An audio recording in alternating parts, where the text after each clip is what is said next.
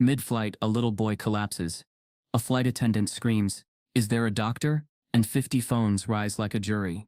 Dr. Nia Harper stands, flashes her hospital badge. "Sit down, ma'am. We need a real doctor," the attendant says. The child's lips turn blue. Nia calls the diagnosis in one breath, reaches for her kit, blocked by an arm, by a rule, by a look. Turbulence hits.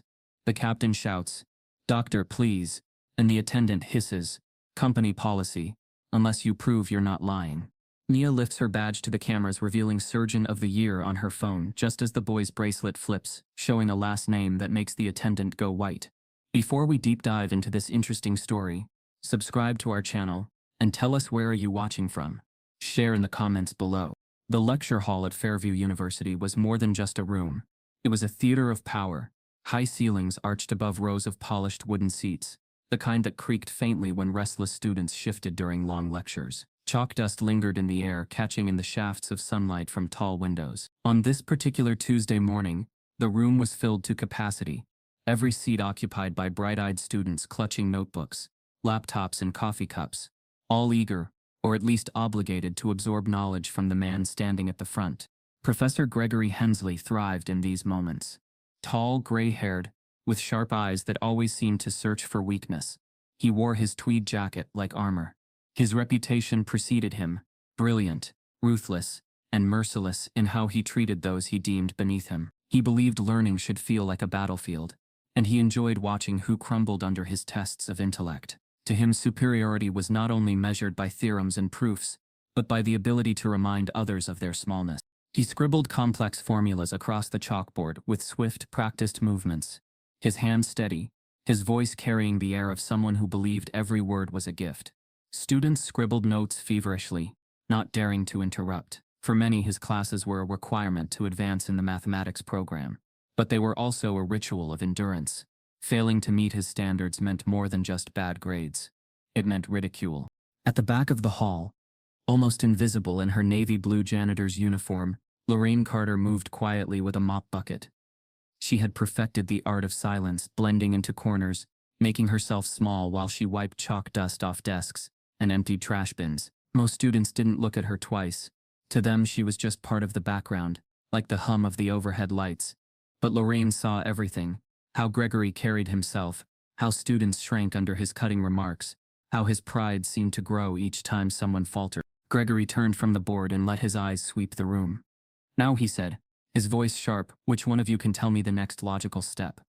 Don't all raise your hands at once." A nervous murmur spread among the students. A few shifted uncomfortably, others stared intently at their papers, hoping not to be called on.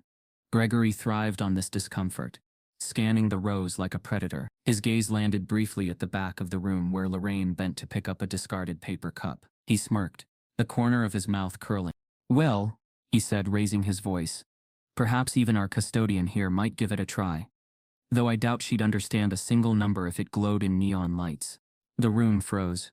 Students exchanged uneasy glances, their faces torn between laughter and shame. A few chuckled softly, unsure if silence would draw more attention. Gregory's words hung heavy in the air, a calculated cruelty delivered with casual ease. Lorraine straightened slowly, her hands still on the trash bag. She didn't flinch. She didn't snap back. Her face was calm, unreadable, as though she had long since learned the futility of answering to insults. One student in the second row, Maria Lopez, shifted uncomfortably. She bit her lip, her pen hovering above her notebook. Maria glanced at Lorraine, expecting a reaction, but Lorraine's expression remained still, almost too still. Gregory continued, pretending his insult was nothing but a joke. Don't worry, Miss Carter," he said, his tone dripping with mock sympathy. "This is far beyond housekeeping skills. We wouldn't want to trouble you with complicated things." The laughter this time was more nervous, less genuine. Some students bowed their heads, not wanting to be seen condoning cruelty, while others chuckled weakly to appease the man who controlled their grades. Lorraine took the mop and dipped it into the bucket, wringing it with quiet precision. The sound of water dripping into the bucket was the only response she offered. Her silence wasn't weakness. It was deliberate, almost defiant. Inside, however, she felt the familiar sting. Words like Gregory's were not new to her. They had followed her through school hallways, grocery stores, job interviews, moments when her skin seemed to tell the world a story it didn't want to hear. She had learned long ago that reacting only gave the cruel what they wanted. Gregory turned back to the board, pleased with himself. Now, as I was saying, he continued, filling the board with more symbols. This solution requires someone who can think several steps ahead. His chalk squealed against the board, but his ego was louder than the sound. Maria glanced at Lorraine again. This time she noticed something. A flicker in Lorraine's eyes. A glimmer of knowledge held back. Lorraine's gaze wasn't vacant. It lingered on the equations, following each line of logic, each flaw in Gregory's process. Her eyes moved like someone who not only understood but could predict where he was going wrong. Maria blinked, unsettled. Could it be possible? Lorraine resumed mopping, her strokes slow and methodical, but her mind wasn't on the floor. Numbers spun effortlessly in her head, the symbols on the chalkboard arranging themselves into patterns she had known since childhood. She could see the mistake in Gregory's proof, subtle, but undeniable. If she had chalk in her hand, she could correct it in seconds, but instead she wrung out the mop, the weight of years of silence pressing down on her.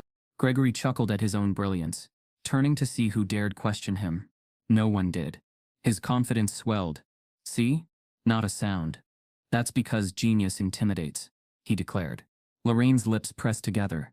Genius intimidated no one. It was arrogance that did. But she said nothing. The bell rang, releasing the students. They gathered their things quickly, buzzing with whispers about the morning's humiliation.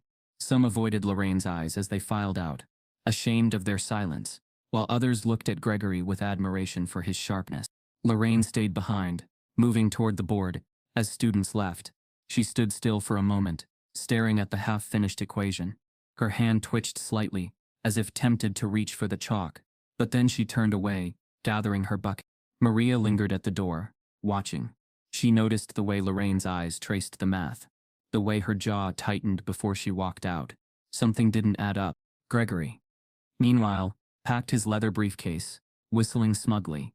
He didn't see what Maria saw. He didn't notice Lorraine's pause. To him, she was nothing but background noise. A woman with no voice, no power, no intellect worth recognizing. But he was wrong. Dead wrong. Lorraine walked down the empty hallway, her footsteps echoing softly. Each step carried the weight of years of silence, but also the burden of a secret too powerful to hide forever. What no one knew, not Gregory, not the students, not even Maria, was that Lorraine Carter had once been something far more than a janitor. She carried a brilliance that rivaled the very man who mocked her, a brilliance she had buried beneath years of survival. And soon, whether she wanted it or not, the world inside this university would discover, why didn't Lorraine react, and what secret is she hiding that could shatter Gregory's confidence forever? Lorraine Carter walked the long echoing corridor of Fairview University with her mop bucket rolling beside her.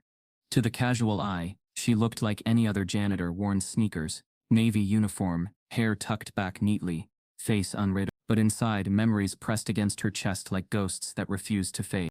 Every night when she finished cleaning and the students had gone home, she would pause by the blackboard, staring at the chalk-dusted formulas. She could see her younger self in those lines, a girl who once believed that numbers could carve a doorway out of the world that tried to keep her small. Lorraine had grown up in Florence, South Carolina, in a modest neighborhood where the houses sagged under the weight of humidity and history. Her mother, Evelyn, worked 2 jobs, a diner waitress by morning, a nursing aide by night. Her father, Harold, labored in a textile factory until a back injury forced him into permanent disability. Money was always short, but what they lacked in income, they made up for in determination. It was Lorraine's mother who placed an old math workbook in her hands when she was just 6 years old.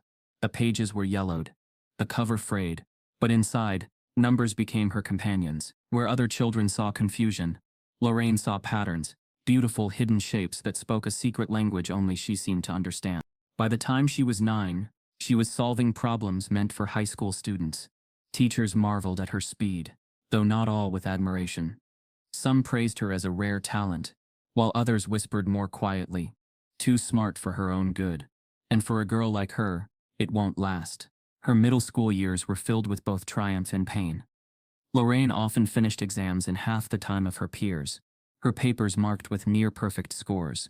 But when she tried to join the advanced math club, The teacher hesitated. It's mostly, well, students from different backgrounds, he said vaguely, before steering her toward tutoring younger children instead.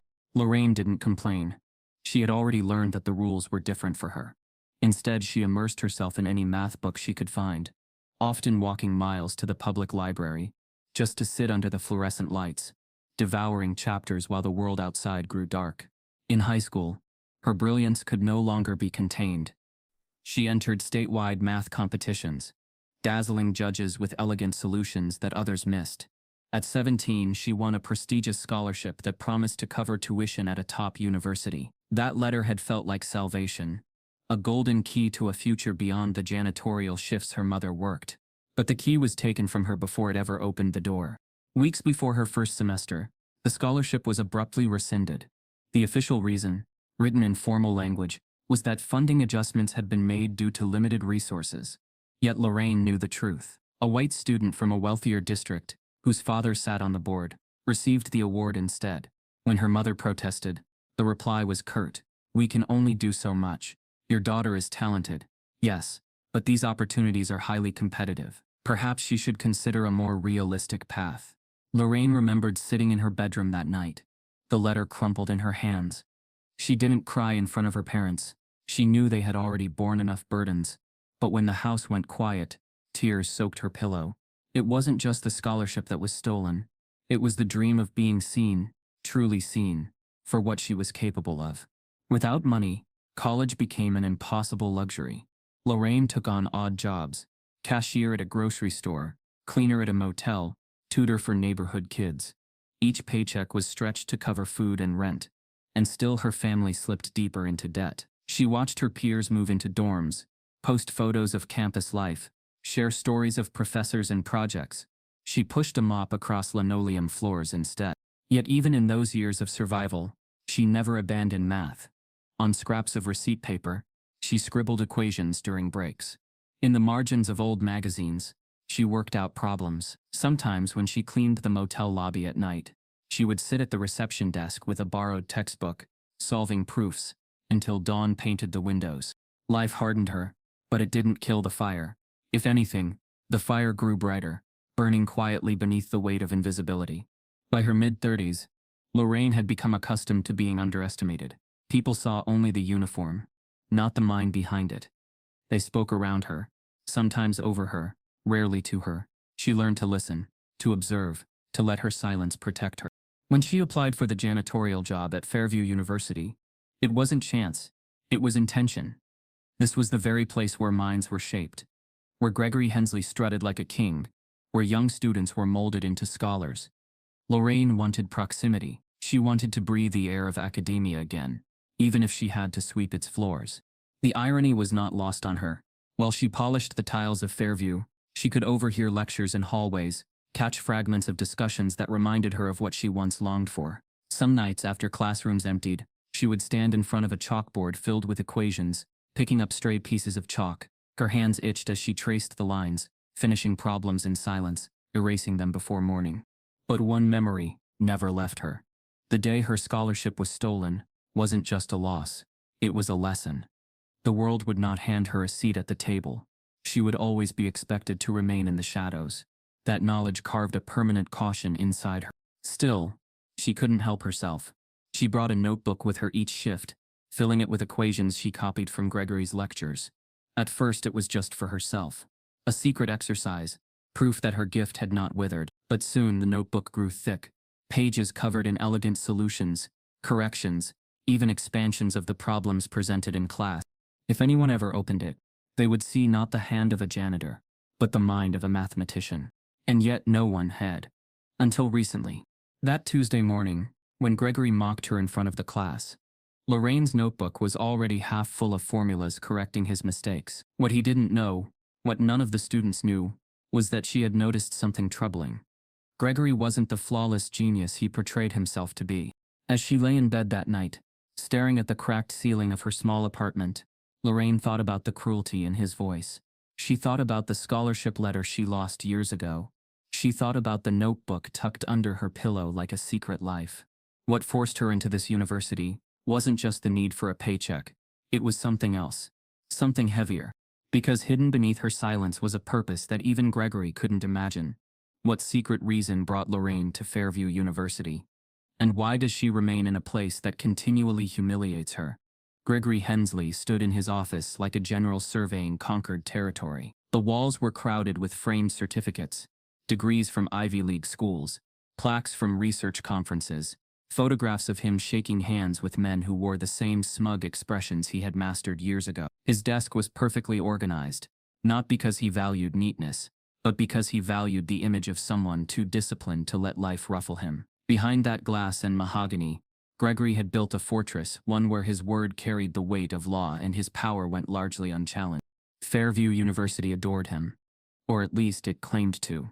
He was their prize mathematician, the man who could lure grant money and prestige simply by attaching his name to a paper. The administration tolerated his arrogance because it translated into reputation, and reputation translated into donors. Gregory understood this arrangement well. He was untouchable, and he relished reminding others of it. His students, however, knew a different version of him. Gregory treated the lecture hall as his personal stage. Every class was a performance, part mathematics, part humiliation.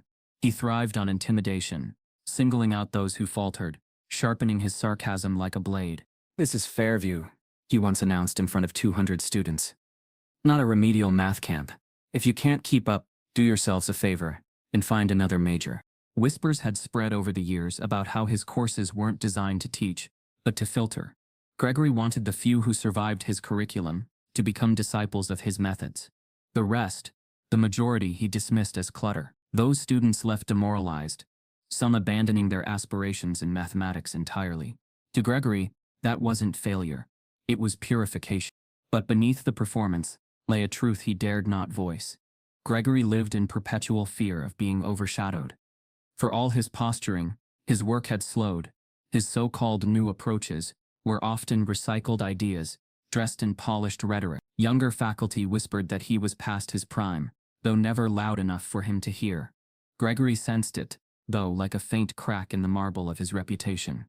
That fear festered, making him double down on cruelty, always striking first before anyone could expose him. He reserved his sharpest contempt for minorities and women in his classes. When a black student once challenged him on a theorem, he interrupted before she finished, saying, "I'll save you the embarrassment. You're about to be wrong." The class went silent, and though the student's correction was actually valid, Gregory buried it with jargon, so heavy that no one dared revisit the point. His colleagues shrugged at stories like that. "That's just Hensley being Hensley," they said, as if arrogance was tradition. Outside the classroom, Gregory moved through academic circles with the same predatory grace. At conferences, he belittled young researchers who presented fresh ideas. At departmental meetings, he interrupted colleagues mid-sentence, turning their proposals into jokes. He laughed loudest when his targets squirmed. For Gregory, power wasn't just about knowledge, it was about erasing doubt that anyone else could match him. And yet, there were cracks even here. Once, late at night, he'd stared too long at a draft of his latest paper. The argument wasn't working. The proof collapsed halfway through, and he couldn't fix it without admitting reliance on older work he had once dismissed as irrelevant. He tightened his jaw, shoved the pages into a drawer, and poured himself a drink. Nobody would know. Nobody could know. The illusion had to remain intact. Gregory's arrogance carried into how he treated the staff beneath the faculty, custodians, cafeteria workers, assistants. He viewed them as furniture, background props in the grand theater of his career. When he mocked Lorraine Carter during his lecture, it wasn't the first time, it was just the first time anyone looked long enough to notice her reaction, or her lack of one. For Gregory, her silence was confirmation of what he believed, that some people simply existed to serve. The truth was more sinister than his sneers suggested.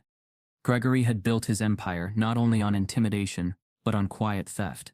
Over the years he had absorbed ideas from students' research papers, disguising them as his own. His reputation for discovering new approaches often meant he discovered them in someone else's notes first. But the academic hierarchy worked in his favor. Who would believe a 20-year-old undergraduate over a tenured professor with decades of accolades? This was his game, his world, and he believed it unshakable.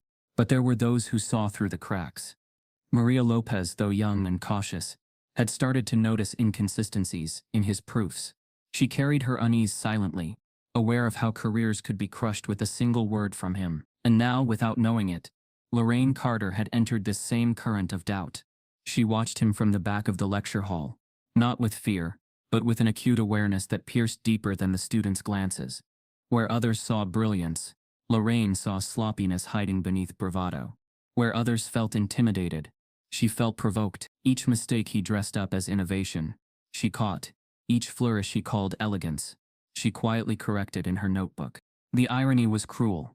Gregory, the man so obsessed with superiority, didn't realize his fiercest challenger wasn't a student sitting in the front row. She was the janitor he had mocked, the woman whose presence he dismissed as invisible. The fortress he believed impenetrable had an intruder inside its walls, not storming the gates, but sweeping the floors. One evening, as Gregory left his lecture, a colleague from another department approached him. "Greg, I heard you're presenting at the symposium next month. Big expectations. Think you'll show something groundbreaking?" Gregory adjusted his jacket, smiling with manufactured confidence. "When do I not?" The colleague laughed, though his eyes betrayed skepticism.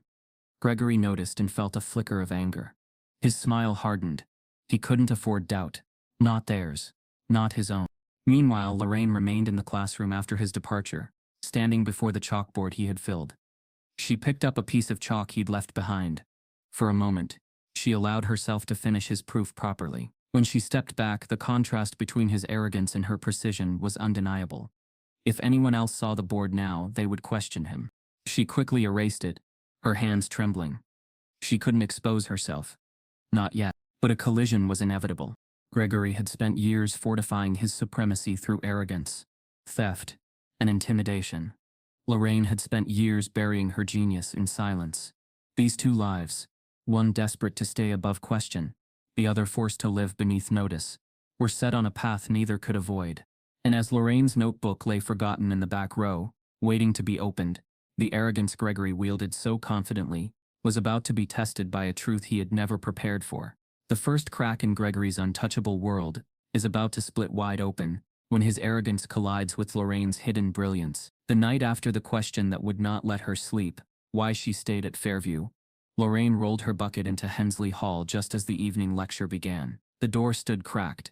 The room beyond pulsed with the low electricity of stress. She slipped into the back row as if tucking herself into a seam of the building, unseen, part of the maintenance that allowed other people's lives to shine. Chalk scraped. Professor Gregory Hensley's voice filled the room, the cadence smooth, the tone sharpened to make brilliance sound proprietary. "Observe," he said, tapping the board with the chalk.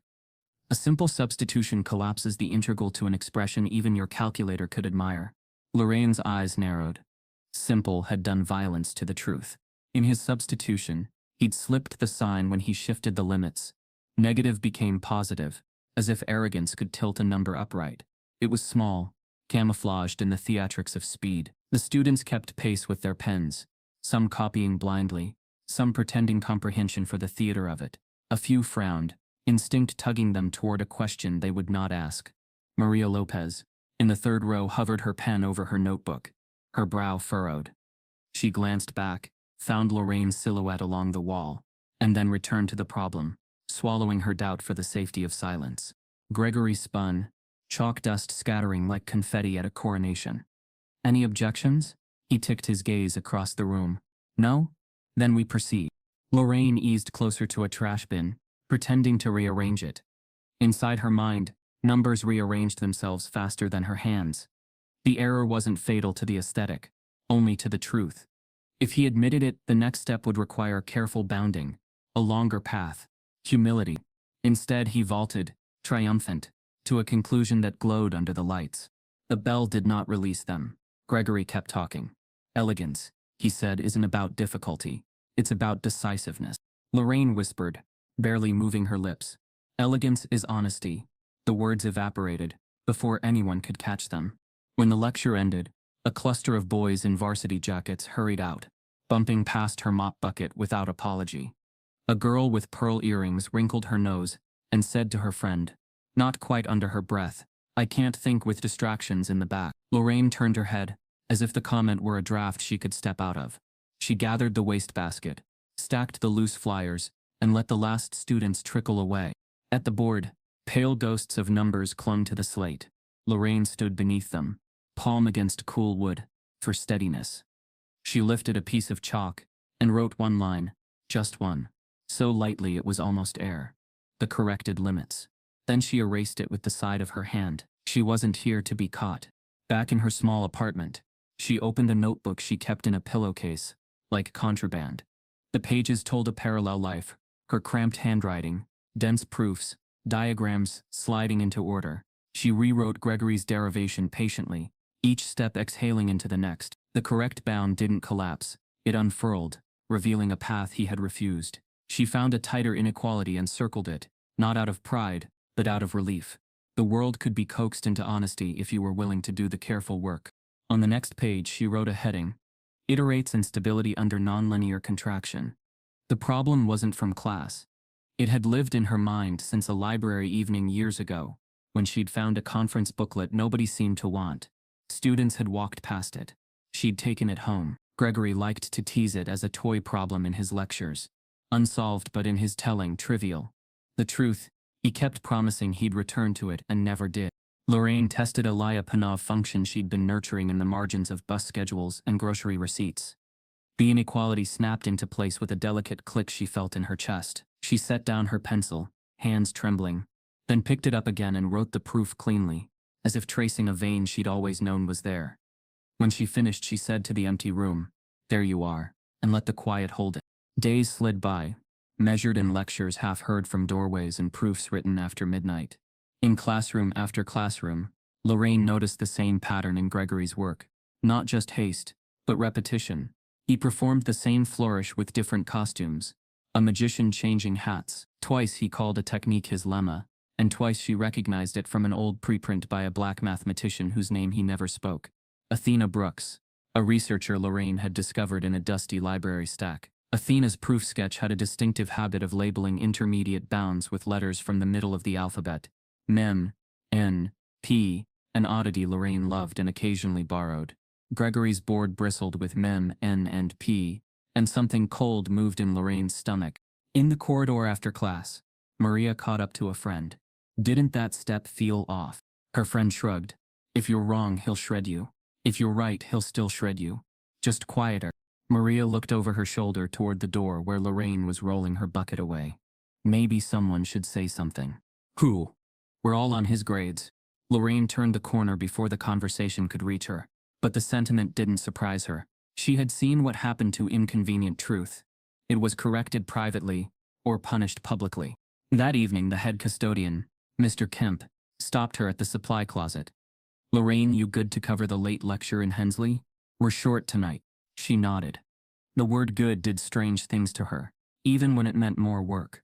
I've got it, she said. Inside Hensley Hall, Gregory attacked a new problem, but carried the same shortcuts like baggage he refused to check. His chalk danced. His math limped. He paused to smirk at the back row, where Lorraine wiped chalk dust from the ledge. Precision class, he announced. What separates us from disorder? A few eyes flicked to Lorraine, and away again. She lowered hers to her rag. In her chest a quiet metronome ticked, slower than his ego, steadier than his rhythm.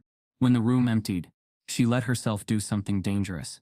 She returned to the board and wrote 3 lines, each correcting a quiet slippage. Notation straightened. A bound tightened. She could almost feel the air improve. She raised the eraser, and stopped. Her reflection trembled on the windows. A woman in a navy uniform, holding the truth like a candle no one had asked her to light. Behind her, a voice surprised her. You like math? Lorraine turned. The security guard, Isaiah Barnes, leaned in the doorway, hands in his jacket pockets, eyes kind and cautious. It keeps the rooms company, she said. Isaiah smiled. Saw you fix a sign last week after a lecture. My kid's in calcs too. You write cleaner than the professor. Lorraine's throat tightened. It's just tidying, like everything else. Isaiah nodded as if he understood far more than politeness allowed him to say. Be careful, he murmured. Some folks don't appreciate tidy. When he left, her heart kept the warning. She erased the lines, cleaned the tray, and turned off the lights one by one, as if dimming stages between acts. The unexpected twist arrived in a brown interoffice envelope. She found abandoned near the custodial sink 2 nights later. No name, no return address. Inside lay a photocopy of a math forum post from years ago. Anonymously signed L. The thread title, On Stability of Iterates Under Weak Contraction. Her own youthful attempt, written back when Hope still dared to send messages into rooms where she wasn't invited. A red pen had circled a paragraph, her paragraph, and in the margin, someone had scrawled. Hensley used this structure in last spring's talk. A clipping from the campus newsletter was paper-clipped to it. Professor Hensley previews forthcoming work on iterative stability. Lorraine sat on the plastic chair by the sink, the envelope in her lap as if it might bite. She didn't know who had sent it, or why it had found her now. The room hummed with the electric honesty of fluorescent lights. She traced the circle around her paragraph with a fingertip, and felt a slow, simmering recognition. Her style. His spotlight. They had met without introduction. That night, she wrote until her hand ached. She pushed past corrections into creation. Advancing the argument, Gregory only advertised. She closed the loop with a lemon indebted to Athena Brooks, and to the library buried pages that had raised her. She dated the proof and slipped it back into the notebook with the care of someone laying a foundation stone in the dark. Morning came with the clatter of a spilled coffee, outside Hensley Hall. A freshman apologized to no one, and raced to class, leaving a sticky river across the entry tiles. Mr. Kemp radioed Lorraine. "Can you hit the hall now? They're tracking it in." She grabbed her bucket and, in her hurry, tucked the notebook beneath her arm, instead of back into her bag. She cleaned fast, mind still inside the proof's geometry. Students funneled past in eddies of perfume and cologne, gossip and deadlines. When the tide calmed, she stepped into the lecture hall to empty a bin, laid the notebook on a back row desk for one breath, two to free her hands, and then Gregory's voice thundered from the corridor. "Why is this room never ready on time?" Instinct pulled her toward the front, toward the overflowing bin by the podium. She moved quickly, head down, feeling his impatience like static. She finished, slipped out the side door before he could pin her with a remark. And only once she reached the corridor did she realize the air inside her had shifted. Her arms felt too light. Her bag felt too thin. On the back row of Hensley Hall, under the quiet hum of the lights, a spiral-bound notebook lay where she had left it. The door clicked shut. A pair of sneakers squeaked as someone else entered and paused. Fingers reached toward the cover. Who will open Lorraine's notebook? And what happens when the first page reveals a mind the room was never meant to see? The evening air at Fairview University was heavy with late autumn chill, the kind that seeped into the bones and made even the grand lecture halls feel cavernous and lonely. Lorraine Carter worked her usual shift with practiced rhythm, wiping down rows of desks, emptying bins, straightening stray notebooks left behind by exhausted students. Most nights her routine unfolded without interruption, a quiet ritual of order after chaos. But that night, fatigue pressed harder than usual. She had been up late, scribbling proofs in her spiral-bound notebook until her fingers ached. Numbers swam through her mind. As she pushed her mop bucket across the floor, her concentration split between the chalk dust on the tiles and the lingering proof she wanted to finish when she got home. She stopped by the back row to pick up a pile of crumpled worksheets. Her notebook, thick with secrets, was tucked beneath her arm, pressed there like a second skin. She set it briefly on a desk to gather the papers, then moved forward, distracted by the sound of voices echoing down the hallway. Students leaving the library, their laughter bouncing off the tiled walls. Lorraine quickened her pace, anxious to finish before midnight. In her rush, she left the notebook behind. It sat quietly on the desk, its battered black cover blending with the shadows, ordinary to anyone who didn't open it. Yet inside, entire worlds unfolded, equations corrected, theories expanded, proofs sharpened with an elegance that rivaled any professor on campus, the kind of brilliance hidden in plain sight. Minutes later, Maria Lopez returned to the lecture hall. She had left her calculator under her seat and couldn't afford to lose it before tomorrow's quiz. The room was dim now, lit only by a few overhead bulbs. Maria moved quickly, her footsteps echoing. She found the calculator wedged between the seat cushions, slipped it into her bag, and was about to leave when her eyes caught something on the desk at the back row. A notebook. At first she assumed it belonged to another student. But when she flipped it open, curiosity pricked at her. She expected doodles or half-finished homework. Instead, her breath caught. Page after page overflowed with equations, dense, intricate, yet strikingly clean. No hesitation, no crossed-out mistakes. The handwriting was firm, deliberate, confident. Maria scanned a few lines and froze. She recognized the problem from Gregory Hensley's class last week, but it wasn't written the way he'd done it. This solution was sharper, cleaner, like someone had taken a tangled knot and unraveled it into silk thread. She flipped further. Her eyes widened. These weren't just class notes. Whoever wrote this had corrected Gregory's mistakes. Every careless sign error, every shortcut disguised as brilliance, and then beyond corrections, entire proofs she'd never seen before stretched across the pages, meticulous and radiant. Maria's throat tightened. This isn't possible, she whispered to herself. She knew her classmates. None of them wrote like this.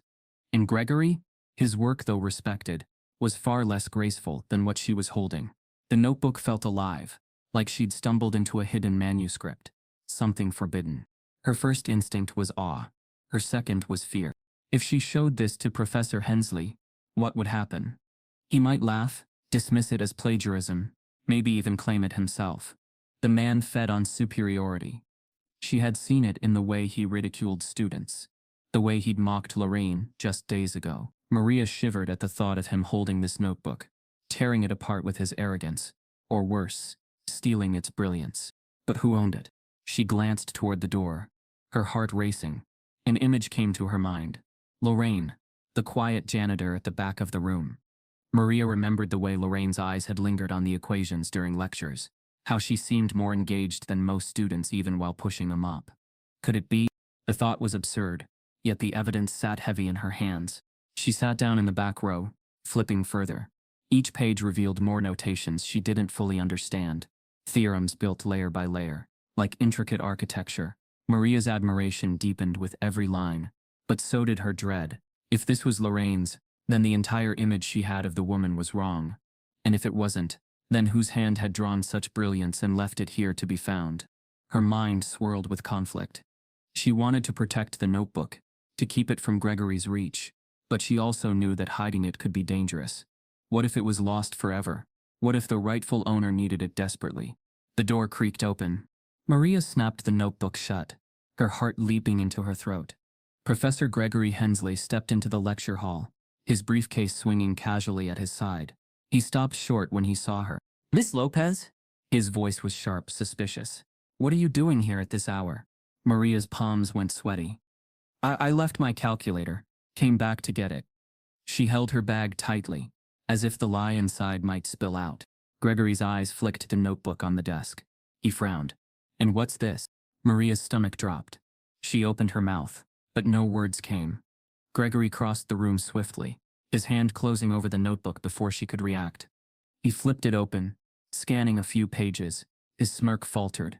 The chalkboard confidence drained from his face for a fraction of a second, replaced by something Maria had never seen in him before: hesitation. These aren't student notes," he muttered. Maria's pulse raced. She forced her voice steady. "Maybe someone left it. I just found it." Gregory ignored her, flipping faster through the pages. The more he saw, the more his jaw tightened. Maria studied him carefully. He wasn't amused. He was unsettled. His eyes darted over the equations like a man encountering a ghost. For the first time, Maria realized that Gregory's arrogance might not be invincible. He closed the notebook with a snap and tucked it under his arm. "This doesn't belong here," he said, his tone clipped. "I'll take care of it." Maria's protest caught in her throat. She wanted to say, "That's not yours."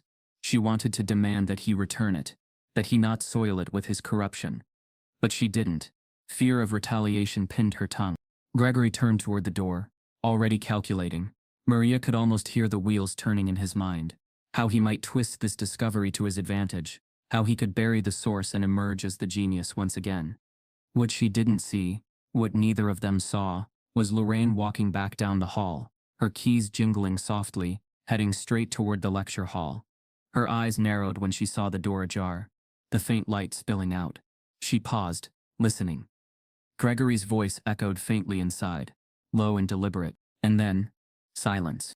Lorraine stepped closer, unaware that the secret she had guarded so fiercely was already in his possession. Gregory now holds Lorraine's notebook, her life's hidden proof of genius.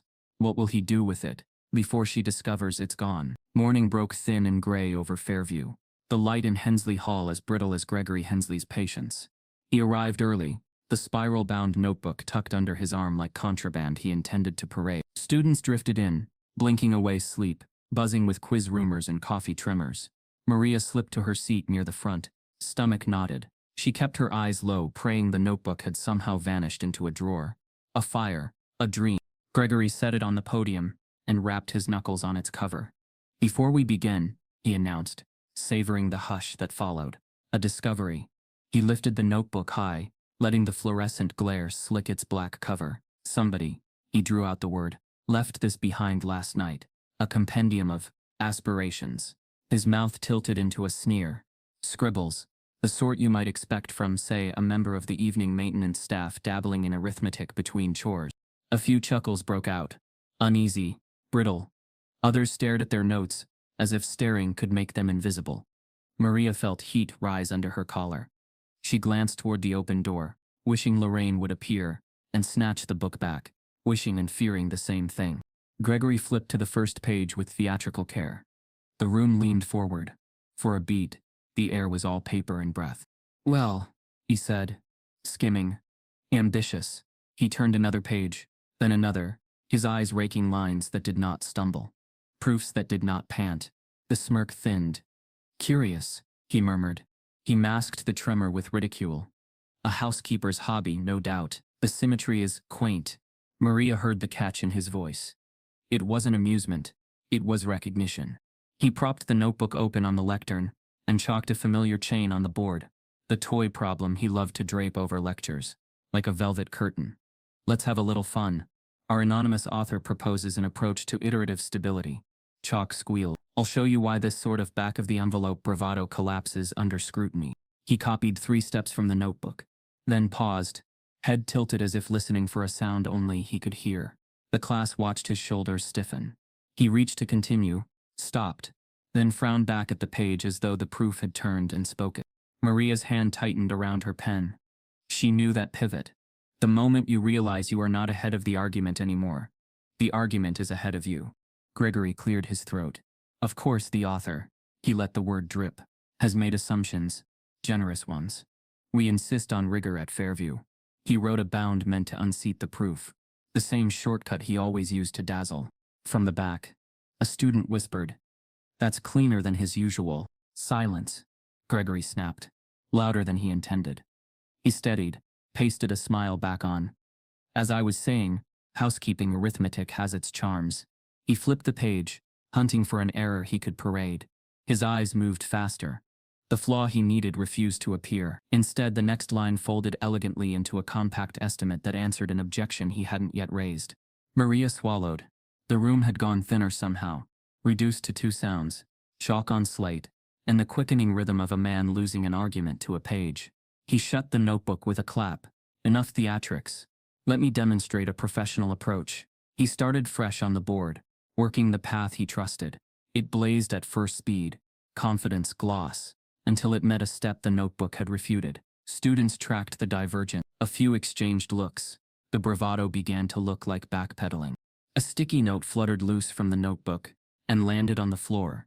Gregory stooped, unfolded it, and read before he could stop himself. Numbers don't care about color. Initials beneath. LC. A few students heard the line and went very still. Gregory's jaw flexed. He crumpled the note and slid it into his pocket like trash. Maria's chest ached. She imagined Lorraine writing that in a moment of private defiance, then tucking it away like a pebble in the shoe. A pain that kept you honest. Gregory tapped the notebook again, recovering his sneer. What we have here is a charming pastiche. Whoever wrote this has combed through assorted sources, stitched them tidily, and how do they say it now? Vibes. He angled his chin toward the back of the hall. Perhaps inspiration struck during an evening polish of the aisles. A boy in a Letterman jacket snorted.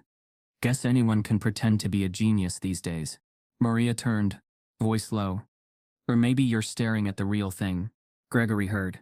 Miss Lopez? He smiled without warmth. You have something to add? She weighed her fear and spoke anyway. The limit correction on page 4, the one you just used, isn't in any textbook I've seen. She searched for a word that wouldn't pay him homage. Precise. His eyes chilled. Be careful, Miss Lopez. Admiration can curdle into gullibility. He flipped again, finding the section that had kept him awake. A margin note in a neat hand referenced a preprint by Athena Brooks, a mathematician most of the room didn't know. The notebook credited her explicitly, then extended her sketch with a lemma of its own. Gregory read faster, pulse nipping. The structure mirrored a talk he had given last spring, the one the campus newsletter had trumpeted as forthcoming. He felt heat crawl under his collar. He shut the book again and smiled at the class. Plagiarism is a kind of flattery. We as educators must be vigilant.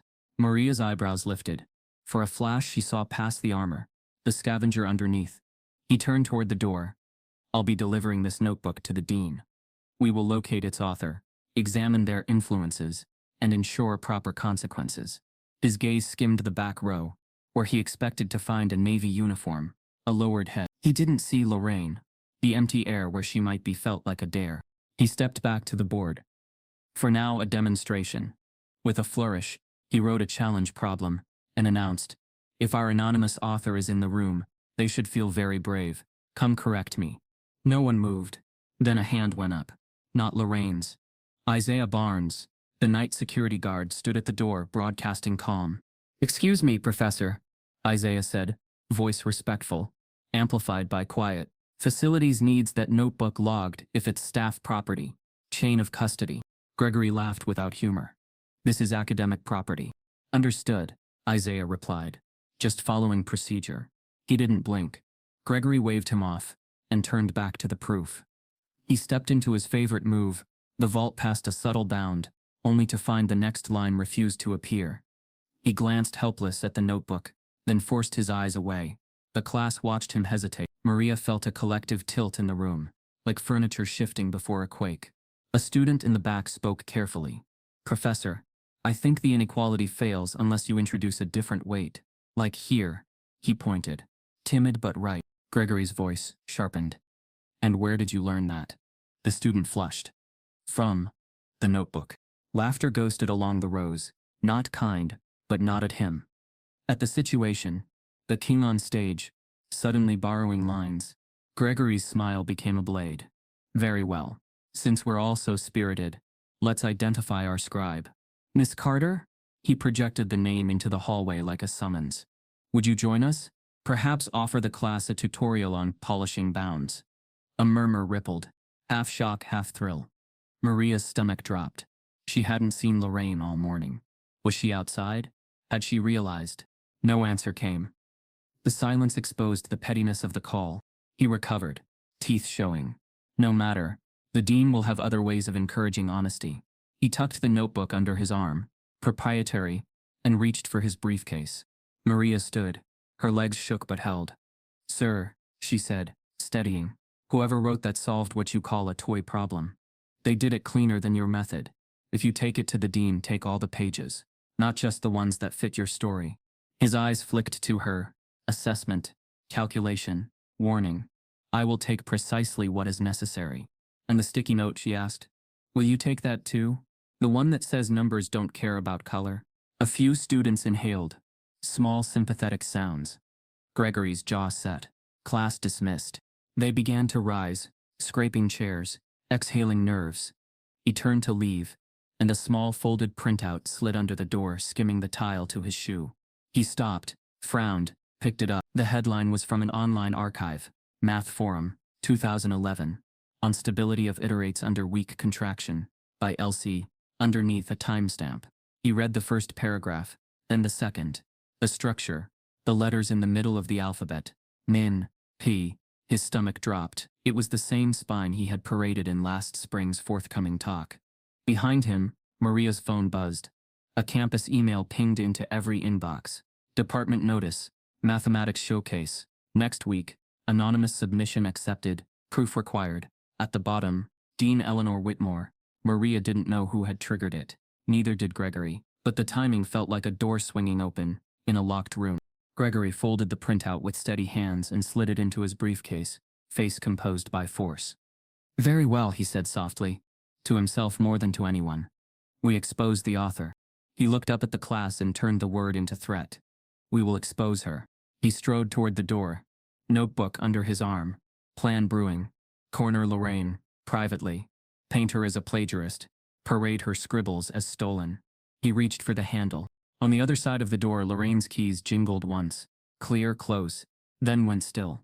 Gregory is set to expose Lorraine, but the moment he opens the door, something and someone he didn't plan for is waiting. The hallway outside Hensley Hall felt charged, as if the air itself had overheard Gregory's vow to expose the notebook's author. Students left in a hush, whispering to one another, their curiosity spilling into the corridors. By the end of the day, the whispers had grown teeth. It wasn't just a notebook anymore. It was a mystery. Who had written those pages? By the following morning, the rumor had spread across campus like wildfire. Students repeated fragments of equations they'd glimpsed, embellishing them with awe. Some swore the solutions were beyond anything even graduate students could attempt. Others whispered it must have been Gregory himself, staging the whole thing to burnish his reputation. A few, braver, wondered if it belonged to someone no one would ever expect. Fairview's academic grapevine had deep roots. Within 48 hours, the story landed on the desk of Dean Eleanor Whitmore. The dean was not a woman easily impressed. Tall, with short silver hair, and a voice that carried authority even when soft, she had built her career on cutting through politics to protect the university's integrity. When she summoned Gregory to her office, her secretary didn't bother to phrase it as a request. Gregory arrived promptly, his tweed jacket neat, his smile rehearsed. He carried the notebook under his arm, as though clutching a prize he meant to frame. "Eleanor," he said smoothly, stepping into her sunlit office. "I hear you've called me about a curiosity." The dean's gaze was steady. "Professor Hensley, word has reached me about a notebook found in your classroom. The contents, I'm told, are remarkable." Gregory let out a soft laugh. Remarkable in their ambition, perhaps. But academic rigor? That's another matter entirely. It seems to be the work of an overzealous student. Or perhaps, he added with calculated disdain, someone outside our halls of scholarship, eager to mimic what they don't understand. The dean folded her hands on her desk. "I want to see it." For the first time, Gregory hesitated. He slid the notebook across her desk, careful to keep his face neutral. Dean Whitmore opened it, flipping through the pages silently. Her eyes scanned quickly, then slowed. She lingered, frowning, tracing a line of proof with her fingertip. She turned another page. Another. Minutes passed. When she finally looked up, her expression was unreadable.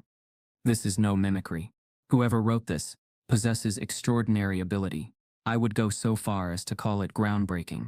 Gregory's jaw tightened. Groundbreaking, perhaps, but derivative.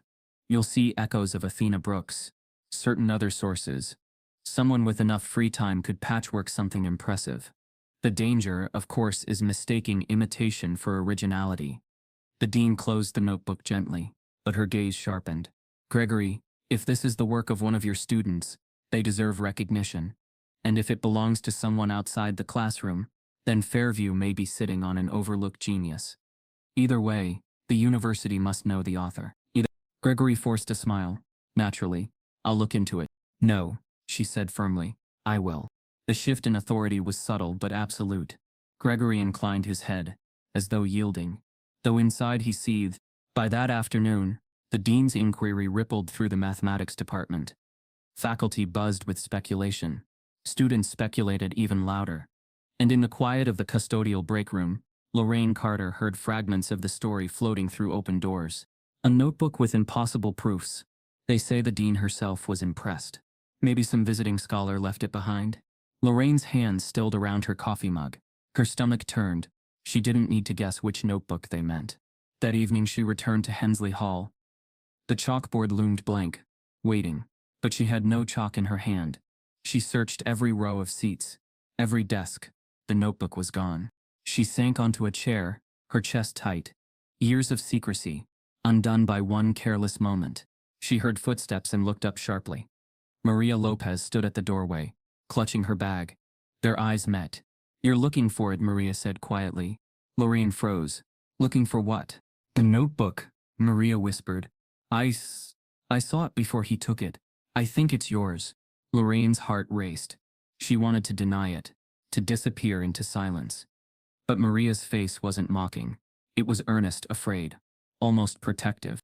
"I don't know what you're talking about," Lorraine said finally, her voice low. Maria stepped inside.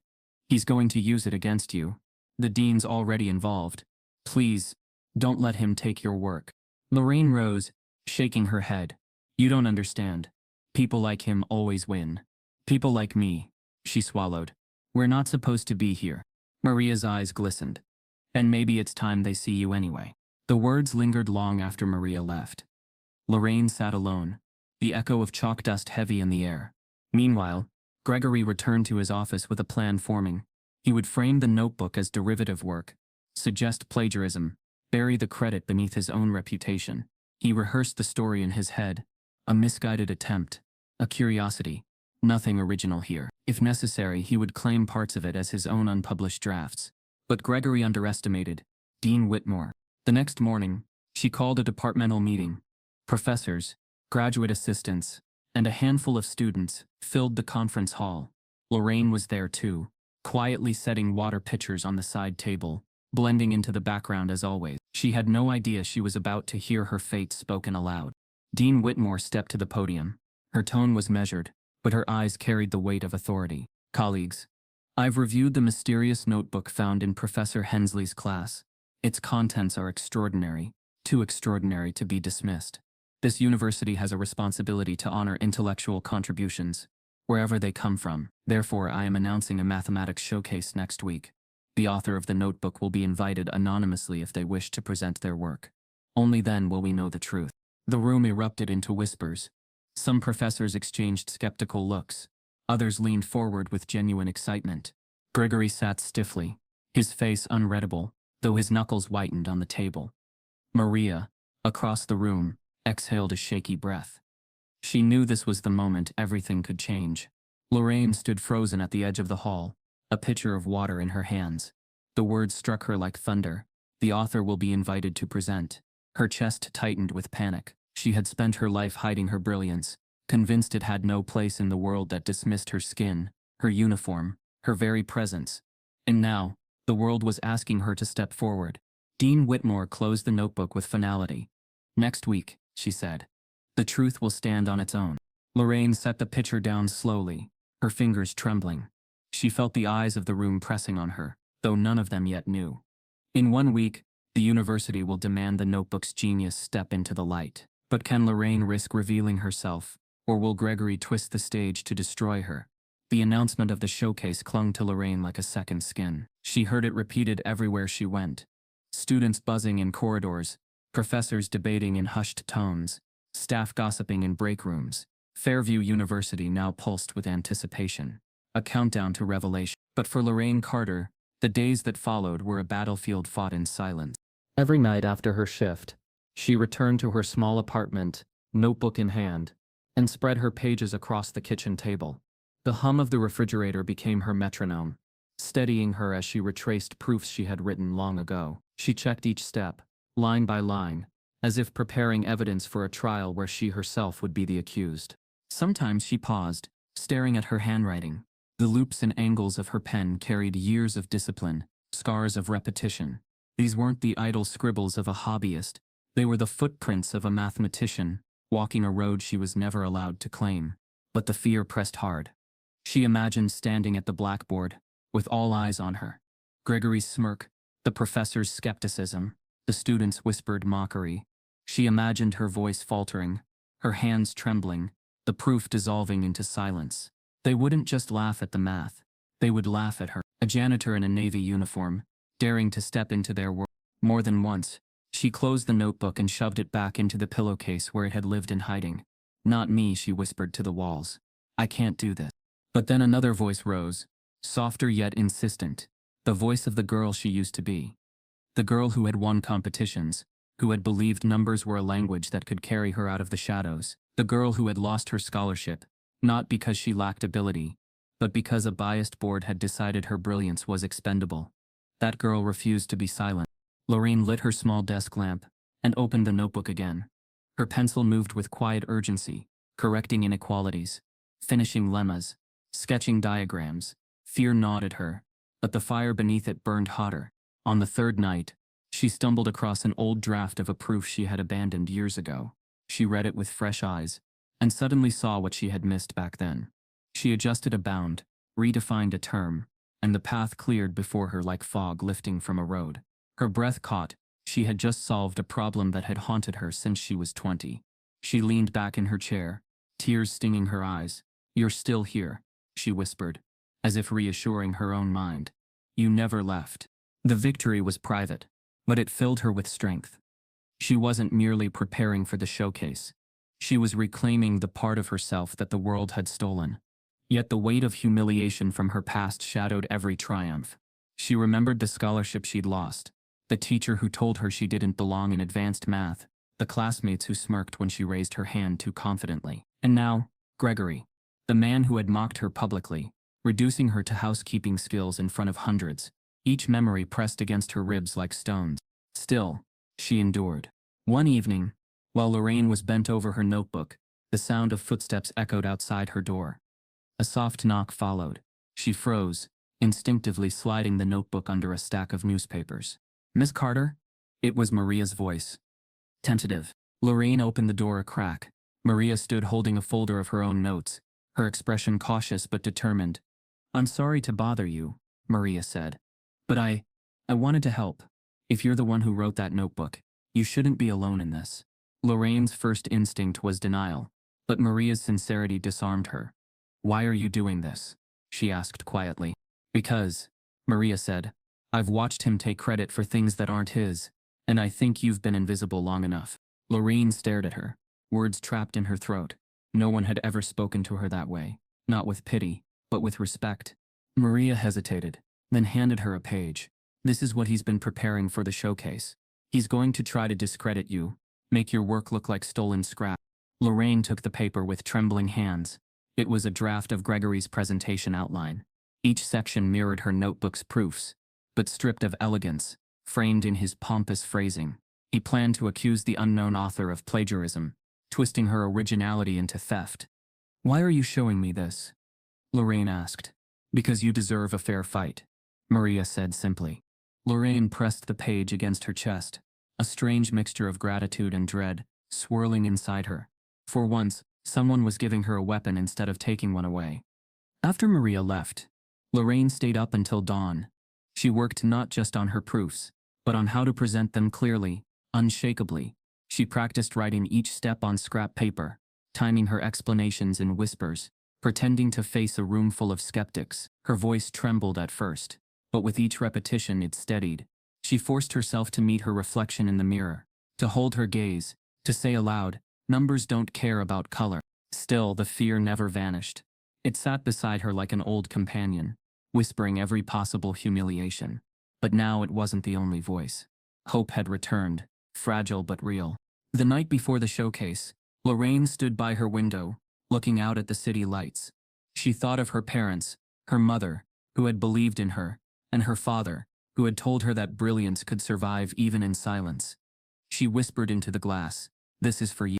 The morning arrived too quickly. Lorraine dressed in her cleanest uniform, not because she wanted to hide, but because she wanted to face them exactly as they had always seen her. She would walk into that hall as the janitor they mocked, and leave it as something else. But as she approached Hensley Hall, the crowd buzzing inside, she noticed something chilling. A new poster hung on the wall. Mathematics Showcase, an examination of fraudulent work, presented by Professor Gregory Hensley. Her breath caught. Fraudulent. He had already branded her before she could speak. Lorraine's hands shook as she reached for the door. "The showcase has arrived, but Gregory has set a cruel trap, framing Lorraine's genius as fraud before she can even defend herself." The grand auditorium of Fairview University had never been so full. Students squeezed into aisles, professors claimed front row seats, and staff lined the walls. The event posters had done their job. Every corner of campus now pulsed with curiosity about the mysterious notebook and its elusive author.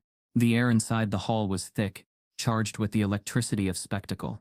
At the center of it all stood Professor Gregory Hensley, polished as ever, his tweed jacket pressed, his expression one of smug anticipation. He looked every bit the man in control, the guardian of Fairview's academic throne. Dean Eleanor Whitmore approached the podium, commanding silence with just her presence. "Thank you all for coming. Today Fairview honors intellectual discovery. We have gathered here because of the notebook that captured our attention, its author still unknown. This showcase will determine whether those pages hold truth or merely imitation." Polite applause followed. Gregory stepped forward with his rehearsed smile, taking the microphone. "Ladies and gentlemen, colleagues and students, Allow me to illuminate the situation. What we have here is not genius, but bravado, a collection of scribbles strung together to resemble brilliance. It would be irresponsible for this institution to celebrate untested work. He paused, letting the words sink in. Then, with a flourish, he picked up a piece of chalk and turned to the massive blackboard stretching across the stage. So today, he continued, we separate illusion from intellect. I present to you all a challenge, a problem well known to this field, unsolved in its general form. Let our mystery author, if they exist, come forth and prove their worth. The board filled with symbols as he scrawled the problem, an intricate stability question that had haunted mathematicians for years. His strokes were bold, dramatic, the kind meant to impress rather than instruct. He stepped back, dusting chalk from his hands. There it is. For years, scholars have attempted to tame this beast. Many have failed. If our anonymous scribe dares, let them solve it here, in front of us all. A ripple went through the audience. Half excitement, half derision. Students exchanged smirks, as if some janitor could do that. One whispered. Another snorted. Maybe they'll clean the board instead. Lorraine heard every word, each one a dagger. Her heart pounded in her chest. She gripped the edge of the chair in front of her, torn between the urge to vanish and the pull of something stronger, the need to defend the years of work she had hidden. Maria Lopez, seated near the front, kept glancing at the back of the hall. She spotted Lorraine in the shadows, her uniform stark against the sea of student jackets. Maria's heart ached. She whispered under her breath, "Please, don't let him bury you." On stage, Gregory paced. "What's the matter? Afraid?" Silent scribblers rarely survive the light. He let his eyes sweep over the room. "Come now, if these notes are truly yours, stand before us, or shall we conclude what I've said all along, that this notebook is nothing more than an illusion?" A few students chuckled, emboldened by his arrogance. Faculty shifted uneasily. Dean Whitmore's eyes narrowed, but she remained silent, waiting. Gregory leaned on the lectern, savoring the pause. You see, mathematics does not bow to anonymity. Real genius stands up. Real genius proves itself. And if our mystery author hides in the shadows today, we shall know the truth. There was nothing to reveal. The words hit Lorraine like stones. She felt the sting of every injustice she had endured. The scholarship stripped from her. The teacher who told her to aim lower. The students who dismissed her as invisible. And now, the professor who mocked her existence to her face. She closed her eyes. Her breath slowed. Somewhere deep inside, that younger version of herself, the girl who had once believed numbers could save her, rose to the surface. That girl whispered the words she had scribbled on a sticky note. Numbers don't care about color. When she opened her eyes, her fear had not vanished, but it no longer owned her. Gregory was still speaking, tossing insults into the crowd, when a sound cut through the noise, the creak of a chair as someone stood, the auditorium stilled, every head turning. At the back of the hall, Lorraine Carter rose to her full height. The mop she had leaned against the wall slid to the floor with a soft thud. Gasps rippled across the audience. Whispers surged, confusion, disbelief, even laughter. "It's the janitor? You've got to be kidding. She doesn't even belong up there." Gregory froze mid-sentence, his smugness faltering as his eyes locked onto her. For a flicker of a second, he looked as though he'd seen a ghost. Then his lips curled into a cruel smile. "Well, isn't this charming?" he drawled. "Our custodian believes herself a mathematician." But Lorraine didn't look at him. She looked at the blackboard, at the problem he had written in sweeping chalk. Her hands trembled, but her gaze was steady. Dean Whitmore leaned forward, her eyes sharpening. Maria's heart raced in her chest. The entire room seemed to tilt toward Lorraine, the silence heavier than any insult. Lorraine stepped out from the shadows, walking slowly toward the front of the auditorium. Each step echoed louder than the whispers, louder than the doubt. She passed row after row of skeptical faces, their disbelief pressing against her like a weight. But she did not stop. Gregory's smile thinned. He adjusted his jacket, attempting to reclaim authority. "Very well, Miss Carter. If you insist on this charade, by all means show us what you believe you know." Lorraine climbed the stage stairs, the chalkboard looming taller with every step. She paused in front of it, the chalk resting on the tray like a weapon waiting to be lifted. Her fingers brushed against it, cool and dusty. The hall was utterly silent. Every eye was on her. Lorraine picked up the chalk. For the first time, the janitor who had been invisible was about to write her truth in front of everyone, and nothing in Gregory's world would ever be the same again. The chalk felt like a stone pulled from a river, cool, smooth, the kind that kept its history quiet. Lorraine raised it to the board, and for a suspended breath, no one in the auditorium seemed to move. Then she wrote a single line, notation so clean it looked printed, and the silence broke into a sharp, collective inhale. She did not look at Gregory. She did not look at the crowd. She looked only at the problem, the way a surgeon looks at a wound, not with fear, but with a practiced, necessary tenderness.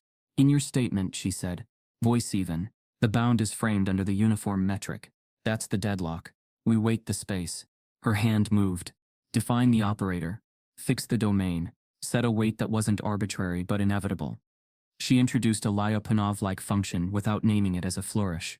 Only as a tool.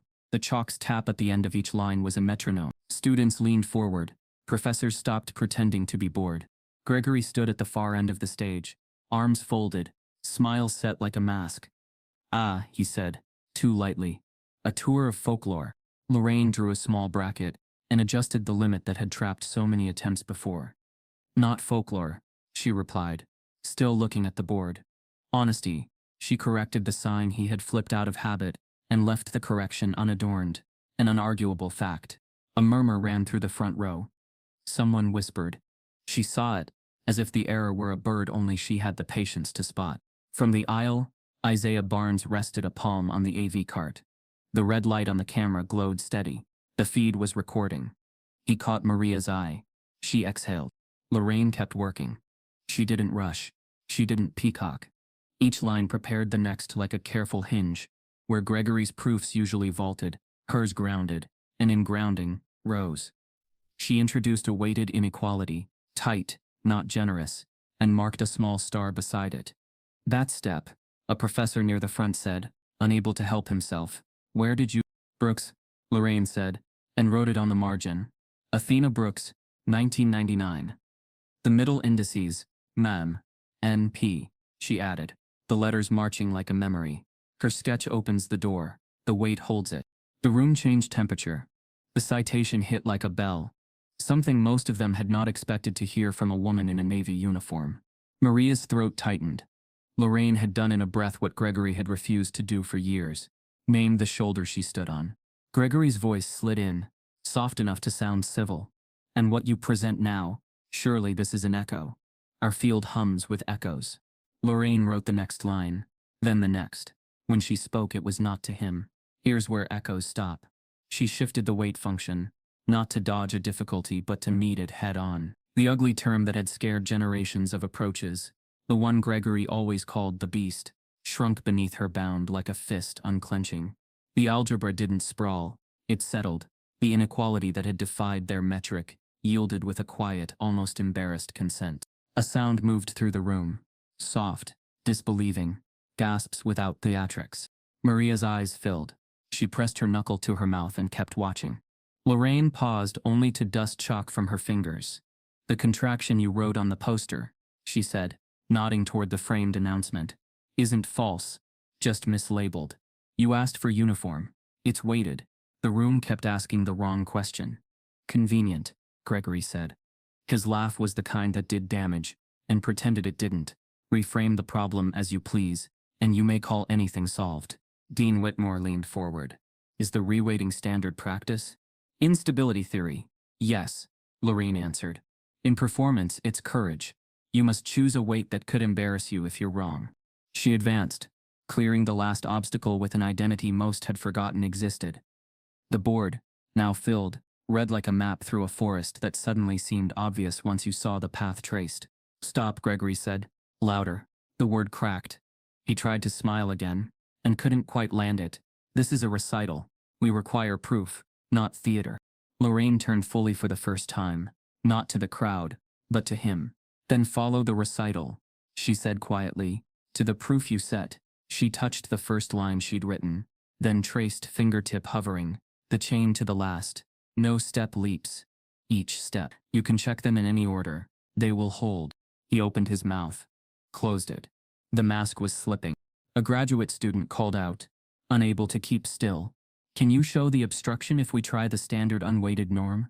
Lorraine nodded, and on a fresh panel, sketched the dead end. This is where it breaks. It always breaks here, unless you listen to the asymmetry instead of silencing it. It's beautiful, someone whispered. It wasn't flattery, it was grief that it had taken so long to see. Gregory shifted tactics. Fine. Suppose it holds.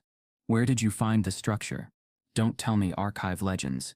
Show a source. Or shall we assume this was cribbed from my talk last spring? The last phrase he aimed like a spear. Lorraine's expression didn't change. Your talk last spring used this weight, she said, and wrote it. But only as a flourish. You skipped the step that made it bite. The missing step was written publicly in 2011. Here. She tapped the tray and didn't yet produce what she would produce. The moment hung, and far earlier in Brooks. So you admit, Gregory said, seizing the first half and swallowing the second, that you scavenged. I admit I learned, Lorraine said, out loud, as one does in a field instead of a stage. He took a breath to fire back. Dean Whitmore lifted a hand. Let her finish. Lorraine faced the board again. She boxed the last inequality, and drew a short arrow to the conclusion. No fuss, no flourish. Under the weight rule, the iterates are stable. The unsolved case you wrote becomes a special case of something we stopped refusing to see. Silence followed. The real kind. Then chairs creaked as people stood and leaned for a better view, as if proximity could translate into understanding. Gregory tried for a final scoff. And yet all we have is a blackboard, and a janitor's confidence. A professor in the front row, unfriendly to sermon, but faithful to truth, stood. Check the steps, he said to the room. He moved to the stage, eyes on the board, and began to read the proof as if it were a new language he'd always wanted to learn. Line 3's tight, he murmured. The weight. Yes. He turned back, stunned and boyish. She's not wrong. Murmurs swelled. Somebody clapped once, then stopped, unsure if approval was permitted yet. Gregory's face lost color. He looked suddenly older, not because the years had found him, but because he'd been leaning on a wall that wasn't there. He reached for the lectern with the reflex of a man who needed something to hold. Lorraine wasn't done. There's one more point, she said softly, almost to herself. Not about the math, about the habit. Spare us sentiment, Gregory snapped. Mathematics is indifferent. Yes, Lorraine answered. That's why it's fairer than we are. She wrote 2 small lines in the margin, almost invisible compared to the theorem that filled the room. LC 2011. On stability of iterates under weak contraction. Forum arc. Brooks. 1999. Weighted Lyapunov. Sketches. Maria's breath caught. It wasn't just the initials. It was the calm of placing them without apology. Gregory laughed. A thin, breaking sound. A forum post? This is your authority? Evidence, Lorraine said, of being on the path when no one would open the door. The unexpected twist arrived not in words, but in paper. From the aisle, Isaiah lifted a sheet and held it toward the dean. She took it, scanned the top, then the timestamp, then the signature. Her eyes shifted to Gregory and did not move. Where did you get this? Gregory asked too quickly. The archives, Isaiah said. Public. I keep the network clean. I notice what others throw away. Lorraine stepped aside so the camera could see the board. She did not bask. She did not ask the room to clap. She merely placed the chalk down, as if returning a tool she'd borrowed. Dean Whitmore stood. Miss Carter, she said, voice steady. One question. If we ask for a written version for the department record, will you submit it? Lorraine held the dean's gaze. Yes, she said. With the names I wrote on the margin. All of them. Gregory's mouth opened on a protest and shut on certainty. For the first time, he looked like a guest on his own stage. Lorraine reached into her bag and withdrew a single faded printout, edges curled, the ink softened by years. She set it on the tray beneath the board and turned it toward the audience, the camera, the dean. The date in the corner was not negotiable. The initials were not a coincidence. She rested her fingers on the paper as if anchoring it to this room, this moment. The auditorium leaned forward to read. The timestamp on Lorraine's old post faces the room, years before Gregory's forthcoming talk, and she's about to say the one sentence he cannot deny. The proof hung in silence, chalk still fresh on the blackboard. The faint dust drifting like smoke after a battlefield victory. Lorraine Carter stood with her hand at her side, the printout resting on the tray below the board, her initials LC burning through the years between past and present. For a suspended moment, the room did not breathe. Professors stared, students leaned forward, and even the skeptical faculty who had prepared to dismiss her found themselves wordless. It was Maria who broke the stillness, rising to her feet.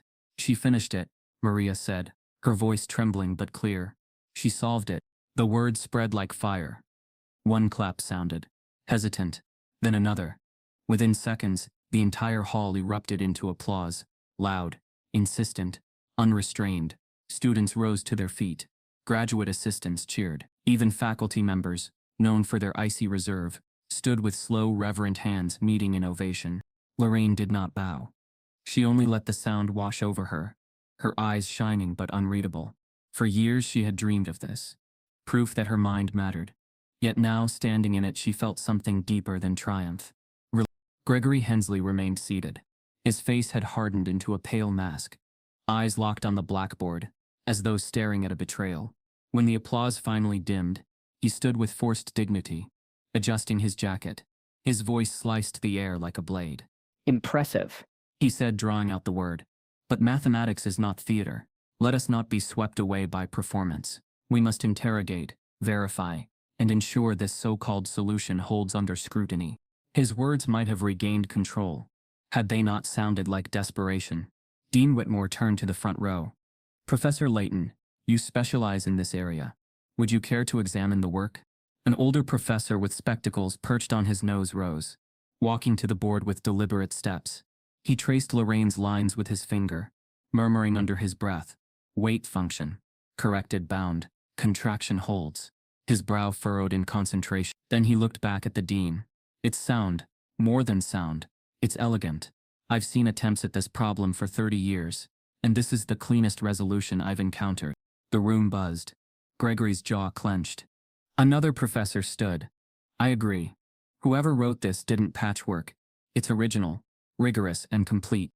The weight of consensus pressed down on Gregory's shoulders. He forced a laugh, thin and hollow. So we are to accept that a janitor has, unaided, produced what scholars worldwide have failed to achieve. His eyes scanned the crowd, seeking agreement. Do we truly believe this isn't borrowed? Murmurs rose, some uncertain, some offended. A student near the front muttered, borrowed? She just cited Brooks and showed the forum post. Gregory raised his hand for silence. Citations are easy. Authenticity is harder. Without evidence of consistent scholarship, we risk mistaking anomaly for genius. Anyone can stumble into a clever trick. Lorraine finally turned to him. Her voice was calm, but every word landed heavy. I didn't stumble. I studied. In silence. While you performed, I endured. The difference shows. A low ripple of agreement ran through the students. Gregory's mask cracked. He stepped forward, voice sharper. Do not mistake pity for proof. The academy has standards. You cannot clean floors by day and claim laurels by night. The cruelty of the remark drew audible gasps. Maria rose again, fire in her voice. She didn't claim them. She earned them. You mocked her because of her job, but she just did what you couldn't. She solved it. Applause flared again, this time not hesitant but defiant. Dean Whitmore lifted her hand, silencing the room. Her gaze fixed on Gregory. Professor Hensley, enough. Miss Carter's proof is valid. The record will show it. The question now is not her credibility. It is yours. The words landed like stones. Gregory stiffened. My credibility? Dean, I've served this university for decades. And in those decades, she cut in. Have you produced work of this caliber recently? Or have you built a reputation on intimidation rather than innovation? The auditorium fell into stunned silence. Gregory's mouth opened, then shut. His authority was crumbling, stone by stone. Lorraine stood still, watching him, not gloating, not triumphant, but steady. For once he had nowhere to hide. Then, in a sudden pivot, Gregory straightened, his voice softened, feigning reason. Very well. If this is to be taken seriously, let us treat it seriously. Miss Carter, if this is your work, then surely you can replicate it. Under controlled conditions. Allow me to suggest we assign you a problem set, supervised, to ensure there is no misrepresentation. It was a trap. He was setting her up to falter, to prove herself under his terms, hoping pressure would undo her. The dean's eyes narrowed, but before she could respond, Professor Layton spoke firmly. We don't demand that of our own faculty when they present. We shouldn't demand it of her. Another professor added, the work speaks for itself. But Gregory wasn't finished. His voice sharpened with venom. Then I will show you all why this is dangerous. If we elevate janitors to mathematicians without scrutiny, we undermine the very fabric of academia. We cannot allow sentiment to outweigh standards. Gasps broke out. The racism wasn't even veiled now. It was naked, brutal. Lorraine flinched, but she stood tall. Dean Whitmore's voice was like steel. Enough, Professor Hensley. But Gregory's arrogance, cornered, only grew more desperate. He turned toward the camera recording the event, his eyes blazing. If the world sees this circus, they will laugh at Fairview. They will laugh at all of us. And when they do, remember I warned you. The room erupted in anger. Students shouting, professors protesting, staff glaring. Gregory had overplayed his hand. Dean Whitmore rose to her feet, commanding order. Professor Hensley, your behavior will be reviewed immediately. Miss Carter's work will be preserved, examined, and published with her name attached. This institution will not bury brilliance in shadows. The ovation that followed was thunderous. Students stamped their feet. Faculty clapped in unison. Maria's eyes filled with tears. For the first time, Lorraine let herself smile. Small, fleeting, but real. Gregory, however, was not finished. His pride was wounded too deeply, his reputation dangling by a thread. As the crowd celebrated, he leaned toward his briefcase, slipping a hand inside. His fingers closed around a folder, his private stash of drafts half-finished and plagiarized fragments. He had one last move in mind, one final desperate strike to drag her down with him. Gregory is about to reveal his evidence to discredit Lorraine, a desperate move that could twist her triumph into scandal. Gregory's hand lingered inside his briefcase, fingers tightening on the folder like a lifeline. The auditorium still echoed with applause for Lorraine, and every cheer scraped at his pride. He had built his career on being untouchable, the name people whispered with awe, the standard others bent themselves trying to meet. Now, in a single hour, a woman he considered invisible had dismantled the facade. The crowd fell into uneasy silence. Lorraine's heart hammered. She gripped the chalk tray, bracing herself for whatever he had fabricated. Gregory flipped open the folder, revealing sheafs of typed drafts, some handwritten notes, and old slides. Here, he said, thrusting the pages into the air. Proof that these so-called discoveries have appeared before in my research. These are my drafts, my talks, my intellectual property. A murmur rippled through the crowd. Some professors leaned forward, squinting at the documents he waved. But Maria Lopez felt something stir inside her, a sharp memory that wouldn't let her stay seated. She stood abruptly, her voice cutting through the noise. That's a lie. Heads turned. Gregory froze, narrowing his eyes. Excuse me? Maria's voice trembled, but didn't falter. You've been stealing. For years. Everyone knows it, but no one's had the courage to say it. The room gasped. Lorraine's breath caught. Gregory's smile sharpened. And now a student presumes to accuse me. Careful, Miss Lopez. Your transcript is not immune to consequences. But Maria didn't sit down. Her cheeks burned. Her fists clenched. 2 semesters ago, I submitted a paper on nonlinear contractions. You dismissed it in class, mocked it as childish. Weeks later, you presented the same approach as your own at a faculty seminar, word for word. Do you deny it? The auditorium erupted. Students whispering. Professors exchanging startled looks. Gregory's mask cracked, just slightly. Baseless accusation, he snapped. Coincidence. Undergraduate musings hardly count as scholarship. Maria's hands shook as she pulled a folder from her bag. I saved my drafts, and the time-stamped email where I sent it to you. She lifted it high. Do you want to see who really wrote it first? Gasps swelled louder now, accusations turning into evidence. Dean Whitmore stood, her voice calm but edged with steel. Bring it forward, Miss Lopez. Maria walked to the front, her knees trembling but her resolve firm. She handed the folder to the dean, who scanned the email header and then the attached paper. Her jaw tightened. The date precedes Professor Hensley's seminar by 3 months. The language is nearly identical. The hall buzzed with outrage. Lorraine felt her knees weaken. Gregory hadn't just stolen from her silence. He had been stealing from those who had voices too, silencing them by reputation and intimidation. A professor in the front row, Dr. Patel, stood abruptly. "This explains everything," he said, his voice carrying the fury of a long-buried suspicion. "I had a graduate student 3 years ago. Brilliant. Original. Their thesis draft vanished after a review session with Hensley. A year later, Gregory presented a paper with the same results at a symposium. His face burned. I ignored the suspicion then. Shame on me." Others began to murmur, old wounds reawakening. A young faculty member spoke up, shaking his head. "My postdoc quit after Hensley shot down her proposal. Weeks later he was touting the same framework as his own. I thought I was imagining it. Now, the tide turned. One accusation became many, a chorus building against the man who had lorded his reputation over them all." Gregory's face twisted. "This is slander. Petty jealousy. You are all too eager to believe a janitor and a student rather than a tenured professor who has brought this university prestige." But the room wasn't buying it anymore. For the first time his voice sounded small, desperate, swallowed by the tide of truth. Dean Whitmore raised the documents, her voice steady. "These accusations are serious. Combined with Ms. Carter's demonstration, they suggest a pattern, not of scholarship, but of appropriation." She looked directly at Gregory. "This university will investigate every claim, every paper, every draft under your name, and if they confirm what appears likely," she let the silence hang, heavy as a gavel, "your career here is finished." The auditorium erupted, not with applause this time, but with voices rising in outrage and vindication. Students shouted, "We knew it." Professors shook their heads, muttering about betrayal, about shame. Lorraine stood at the blackboard, stunned. She had expected Gregory's arrogance, his mockery, even his cruelty. But she had not expected this avalanche. The truth spilling out, voices emboldened by her proof, by Maria's courage, by the dean's authority. For the first time she saw him shrink.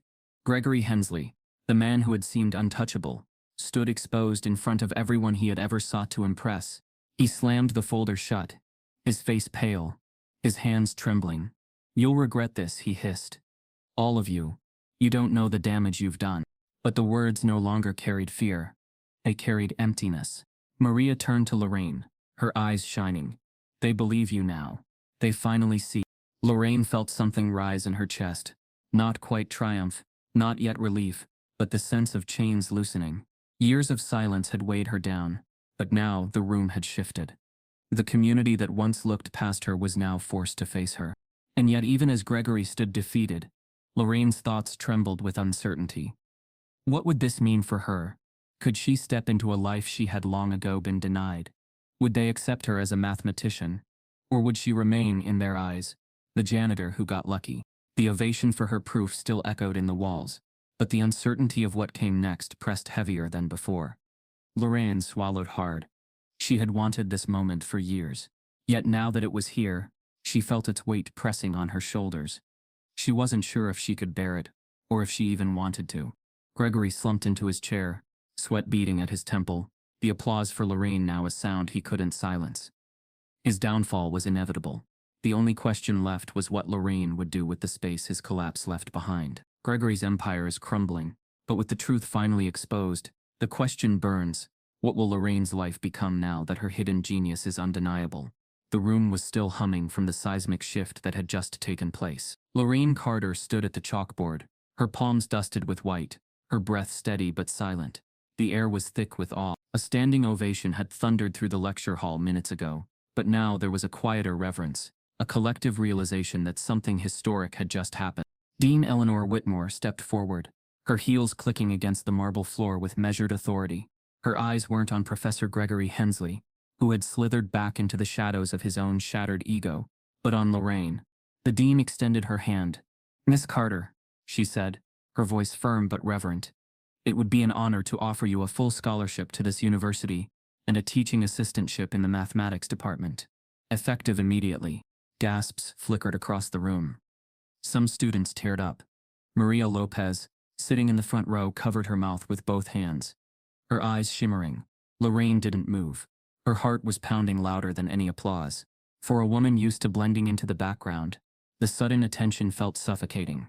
Her mind was still caught in echoes of mockery. Years of mopping floors under the fluorescent sneer of academia, where intellect and race were never allowed to mix. Was this real? Or another cruel joke? Gregory, standing near the door, looked pale and hollow. His carefully constructed mask had collapsed. His mouth opened, maybe to object, maybe to beg. But the dean cut him off with a glance so sharp it silenced the room. "Lorraine," she repeated, gentler this time. "You don't have to answer now. But you deserve this. You've always deserved this." Lorraine looked out over the sea of young faces, students who had once giggled behind hands when Gregory mocked her, who now looked at her like she was something rare and brilliant. Her throat tightened. "All I ever wanted," Lorraine finally said, her voice trembling but strong, "was to be seen for who I really am. Not what I wear, not what I clean, just seen." There was a pause. Then Maria stood. "You showed us more than math today, Miss Carter. You showed us what strength looks like." Applause broke again, not forced, not polite, but raw and thundering. A new rhythm, a new song. Later that evening, Lorraine sat alone in the empty lecture hall. She ran her fingers across the wooden desk where she'd once scrubbed out gum and spilled coffee. Now she was being offered a seat at the front of the class. Maybe even her own class. The scholarship letter sat beside her. Official. Sealed with the university crest. She hadn't opened it yet. The title alone had made her cry. Lorraine Carter. Teaching assistantship package enclosed. She exhaled. The fight had been long, quiet and painful. She had sacrificed youth, pride and years of invisible brilliance to survive. And now, the world wanted her to bloom. But there was a tug. A whisper of doubt. Was she betraying all those years of silence by stepping into the light now? Would the world treat her any differently tomorrow? Or would it simply find new ways to ignore her? Her phone buzzed. A message from her younger brother in South Carolina. "Saw the video. Crowd doesn't even start to cover it. Mama would have cried." Lorraine smiled through her tears. She imagined her mother, long gone, sitting in the back row, nodding with pride and whispering, "Told you, baby. You were always more than this world saw." The next morning, the campus was buzzing. News of the janitor genius had gone viral. Students wore shirts that read, "We see you, Lorraine." Social media had flooded with clips of her solving the impossible equation. Emails from reporters poured in. Outside the math department, a group of students had started a petition demanding the university name a scholarship fund after her. Lorraine walked past them quietly, her head low. The attention was overwhelming. For so long she'd been a ghost. Now she was a beacon. She entered the dean's office, clutching the unopened letter. Dean Whitmore looked up and smiled. "Take your time," she said. "This is your choice, not anyone else's." Because it comes after pain? Because it comes with eyes watching. Expectations. What if I'm not enough? What if they just want to feel good about fixing what they broke? Lorraine looked at the letter. Then at the office walls, photos of past professors, all white, mostly male, no one who looked like her, not yet. She stood slowly. "If I say yes, I'm not just taking a scholarship. I'm taking on a system, and you're strong enough to change it," the dean said. Lorraine walked to the window. Students passed below, laughing, talking. Life moved on. But for her, everything had paused, waiting. She turned, ready to answer. And then a knock at the door. The dean frowned. "We're not expecting anyone." A young man stepped in, holding an envelope. He looked nervous. "Miss Carter, this just arrived for you. Special courier. Said it was urgent." Lorraine took the envelope, her fingers trembling slightly. It was handwritten. The return address made her freeze. Langston University, Department of Mathematics. Her eyes flicked up to the dean. "That's the college that rescinded my scholarship all those years ago." She opened the envelope slowly. Inside was a single page. The words were short. The room spun. 2 offers. 2 futures. One from the place where she was mocked. One from the place that once rejected her. The letter from Langston trembled in her hands. The dean asked softly, "What are you thinking?" Lorraine looked out the window once more, where 2 birds danced across the sky. "I'm thinking, sometimes, justice comes late. But it comes." She placed both letters side by side. And the screen fades to black. Which life will Lorraine choose? The dean's offer lingered in Lorraine's mind like an echo she couldn't silence. For days she carried the words with her full scholarship, teaching assistant position, recognition. They repeated in her head while she swept lecture halls, while she mopped the scuffed tiles outside faculty offices, while she walked back to her small apartment each night. It was the kind of offer she had once prayed for years ago, when she was a 17-year-old girl holding a scholarship letter in her trembling hands, only to have it stolen from her by prejudice and politics. Now, decades later, it was back, but with the weight of years pressing on her shoulders. That evening, Lorraine sat at her kitchen table, her notebook spread before her, chalk dust smudged into the creases of her palms. She thought about the laughter she had endured in silence, the insults flung at her as if she couldn't hear them, the way Gregory had used her as a punchline to maintain his power. She thought of the humiliation of scrubbing floors, while students debated theories she could have taught them better. And yet she had survived it all. She whispered to herself, "You endured." Tears slid down her cheeks, not of weakness but of release. For the first time she allowed herself to feel the weight of the pain she had carried for so long. Every insult had been another stone in her chest, and now, one by one, they began to fall away. When the bus finally pulled into Florence, South Carolina, the air felt different, thick with humidity, heavy with history. Lorraine walked down the familiar street where paint peeled from old houses and porches sagged under years of weather. Her childhood home sat at the end, small but sturdy, its faded shutters still clinging to the windows. Her mother, Evelyn, opened the door before Lorraine could knock. Age had curved her back, but her eyes still carried fire. "Lorraine," she exclaimed, pulling her daughter into a hug so tight it made Lorraine's breath catch. Inside, the house smelled the same, collard greens simmering on the stove, faint traces of cleaning soap in the air. Lorraine's father, Harold, sat in his chair, a cane resting by his side. His face lit with pride as he saw her. "Baby girl," he said, voice rough but warm, "we saw the video. Whole town talking about you." Lorraine froze. "The video?" Elohim smiled. "That boy, Isaiah, the security guard, you know him? He sent us a link, said the world needed to see what they tried to hide. Davy, people here watched you solve that problem like it was church. They shouted. They cried. You gave them hope." Lorraine's throat tightened. She had imagined the event spreading through the university, but not beyond. To think her proof had traveled back to this place, to the very streets that once told her she would never make it. It felt like a circle closing. Over dinner, they talked.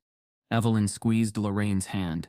"All those nights you sat at this very table with your books. I told you then, didn't I, that your mind would carry you?" "You did," Lorraine whispered. Her father chuckled. "And you carried us too, though we didn't always see it." They spoke of the scholarship that had been stolen, the years of labor, the nights of silence. For the first time, Lorraine told them everything about Gregory's mockery, the notebook, the showcase. Her parents listened, their eyes wet, their pride unshaken. "You endured," Evelyn said softly, echoing Lorraine's own words from the night before. "And now the world sees." The visit stretched late into the night, filled with laughter, tears, and the comfort of family. Lorraine sat on the porch afterward, watching fireflies spark against the darkness. She felt a peace she hadn't known in years. For the first time, redemption felt real, not as a dream deferred, but as a life reclaimed. The following morning, as she hugged her parents goodbye, her father held her shoulders firmly. "Don't you let anyone tell you where you don't belong. You hear me?" Lorraine nodded, her heart heavy and light all at once. When she returned to her apartment, the hallway felt too quiet. She set down her bag, kicked off her shoes, and was about to rest when she noticed something on her doormat. A large envelope, thick and formal. Her heart skipped. She bent to pick it up. The return address read, Fairview University, Office of the Provost. Her hands trembled as she carried it inside. She slid it open carefully, and slid out a stack of papers. At first she assumed it was more scholarship documentation. But as she read the first page, her stomach dropped. The letter wasn't just about her scholarship. It was a formal notice. "Ms. Lorraine Carter, it has come to our attention that your recent work and its presentation at Fairview has garnered national attention. While we are reviewing the circumstances of Professor Hensley's conduct, questions have also been raised regarding your eligibility, given your non-traditional background and absence of formal credentials. Until further notice, your position and scholarship are under review." Lorraine's hands shook. Her vision blurred as the words cut into her. After all she had endured, after finally being seen, another shadow loomed. Lorraine's triumph is suddenly threatened. Not by Gregory this time, but by the institution itself, questioning whether she has the right to belong at all. Lorraine stood in the half-light of her apartment, the provost's letter trembling in her hands. The words bled together: under review, eligibility, absence of formal credentials. It was the institution speaking in its oldest dialect. Caution, that sounded like doubt. Process that felt like punishment. She set the letter on the table beside her notebook. The weight of the silence pressed against her chest until it hurt. A soft scrape crossed the hallway. Something slid under her door. She hesitated, then stooped and lifted a second envelope, handwritten. The ink a little smudged. Inside, unruled paper torn from a composition book. A careful script unfurled. Miss Carter. My name is Avery Brooks. I'm a first year at Fairview. I was going to drop out last week. A professor told me, people like you don't pass real analysis. And it sounded like a verdict. Then my friend sent me the video of your showcase. When you wrote my aunt's name, Athena Brooks, I cried right here in the dorm hallway. I didn't know anyone would say her name out loud in a room like that. I didn't know anyone could say mine either. I'm staying because of you. Whatever this university decides, please know the truth is already working. It reached me. If they say you don't belong, I'll be in the front row of whatever room you choose next. Numbers never cared about color. You taught me that before I've even met you. Lorraine's throat closed. She read the letter again. Slower. The way you read something you want to memorize into your bones. The last sentence shook loose the breath she'd been holding. It echoed her own sticky note. The one Gregory had crumpled and pocketed. The one she'd written to survive. Her phone buzzed. A message from Maria. I heard about the provost letter. Don't face it alone. The dean will see you now. I'm outside your building. Lorraine folded Avery's page with both hands, as if it were fragile and holy, and slipped it into her notebook. She grabbed her coat and stepped into the hallway. Maria waited at the elevator, eyes fierce. They're calling it procedural, Maria said as they walked. But procedure has a way of choosing its targets. I've known that my whole life, Lorraine said, voice low. Let's go. Dean Eleanor Whitmore's office was a lighthouse in the storm. Lamplight warm against shelves of case files and journals. The dean stood as they entered. The provost's letter already on her desk, open and unwelcome. I'm sorry this reached you before it reached me, she said, sincerity unguarded. The review is real, so is my position on it. We are not punishing excellence for the path it took to arrive. Lorraine sat, palms open on her knees. It feels like the door closing just as I touched it. Doors do that, the dean said.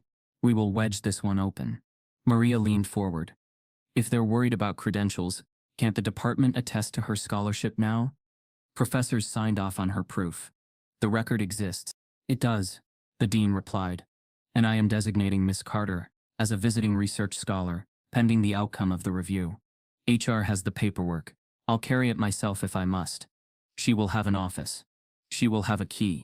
Lorraine blinked. An office? It will not be large, the dean said, a small smile tugging at the edge of her discipline. But it will be yours. A chime sounded on the dean's computer. She glanced, then stilled. Well, she said, half to herself. The world is watching faster than we can draft memos. What is it? Maria asked. 2 messages. The dean answered. First, a donor has offered to endow a small fellowship in your name, Miss Carter, jointly honoring you and Athena Brooks. An annual award for students who have been told, explicitly or implicitly, that they don't belong. She clicked again. Second, the provost has adjusted course. After reviewing today's traffic petitions, faculty statements, and it seems a letter from a first year named Avery Brooks. The hold is lifted while the review proceeds. In light of extraordinary circumstances, she read, and to avoid compounding harm. Maria exhaled a laugh that was almost a sob. Avery did that. Lorraine felt Avery's paper against her notebook like a pulse. Athena would have smiled, she said. She might also have scolded us for thinking we needed permission, the dean replied gently. She slid a key across the desk, silver stamped with a number. Go see it. The small office sat at the end of a corridor that smelled faintly of varnish and books. A retired storage room, reborn with a second-hand desk, a wobbly chair, a short bookshelf that had seen better semesters. The window framed a slice of sky, and the top branches of a sycamore, its leaves like hands. A plain placard on the door read, Lorraine Carter, visiting research scholar, mathematics. Maria hovered in the doorway, almost reverent. It's perfect, she said, like a secret that decided to stop hiding. Lorraine stepped inside. Dust lit up in the sun like galaxies. She ran her fingers along the desk's edge. Instinct guided her. She found a cloth, dampened it from the sink down the hall, and began to wipe. She cleaned in slow circles, not out of habit submission but out of claiming, removing the residue of other people's storage, so the surface could bear her work. "You're cleaning," Maria said softly, a smile in it. Lorraine didn't stop. "I always start with a clean board," she said, "even if it's a desk." They organized the shelves together, textbooks on top, notebooks in the middle. A small space cleared for what would come. Maria tacked a printed page to the corkboard above the desk, a screenshot from the video. Lorraine at the chalkboard midline. The caption beneath reading, "Numbers never cared about color." She added another pushpin and fixed Avery's letter next to it. "I want it where I can see it," Lorraine said. A knock tapped the doorframe. Isaiah Barnes leaned in, cap in hand. "Brought you something," he said, stepping inside to set a worn wooden chalk holder on the desk. From Hensley Hall. The old tray had one extra. Lorraine turned it over in her palm, the groove familiar. "Thank you," she said, "for recording, for saving that room from forgetting." Isaiah tipped his head. "You saved it first," he said. "We just hit record." The afternoon thinned to gold. Students drifted by, some peeking, some waving shyly. A few stepped in. One boy said, "Miss Carter, I was going to switch majors." "I'm not anymore." A girl whispered, "My mom cleans houses. She made me watch your video." She said, "Go where our hands aren't invited, and put your mind there." Lorraine listened, held their words as carefully as she had held Avery's letter. She wrote a list on a legal pad. Office hours, reading group, Athena Brooks Fellowship, proposed criteria. The shape of a life began to sketch itself where a mop bucket used to be. When the corridor quieted, she closed the door and moved to the board hanging over her desk, a small square of slate someone had left behind. She lifted Isaiah's holder, clicked a piece of chalk into it, and wrote in the corner, small as a signature. She underlined it once. Not apology but arrival. Finally she sat. The chair wobbled. She adjusted the folded paper under one leg, until it steadied. From her bag, she drew a clean sticky note, wrote the sentence that had walked her through every locked hallway, and pressed it to the lamp. She leaned back, closed her eyes, and let the words settle the room. Lorraine glanced at the board, at Avery's letter, at the key on her desk. "I do," she said. When the dean left, Lorraine did what she had always done at the end of a day. She wiped the dust from the surface before turning out the light. Only this time, it wasn't a lecture hall floor she cleaned. It was her own desk, her own beginning. She stood in the doorway of her office, looking back once the way people do, when they finally stepped into rooms they were told would never hold them. Under her breath, hardly more than breath, she said the truth aloud, the words that had carried her across years. Numbers never cared about color. Outside, the sycamore moved its leaves like an answer. Inside, the chalk waited, and somewhere down the corridor, the first student who would need this room was already walking toward it. What would you have told the 17-year-old version of yourself if you could put a note on her desk today? No one should have to prove their worth just because of the color of their skin. Yet stories like this remind us how often brilliance, courage, and humanity are doubted, until it's almost too late. If you believe every life deserves dignity and every voice deserves to be heard, type yes.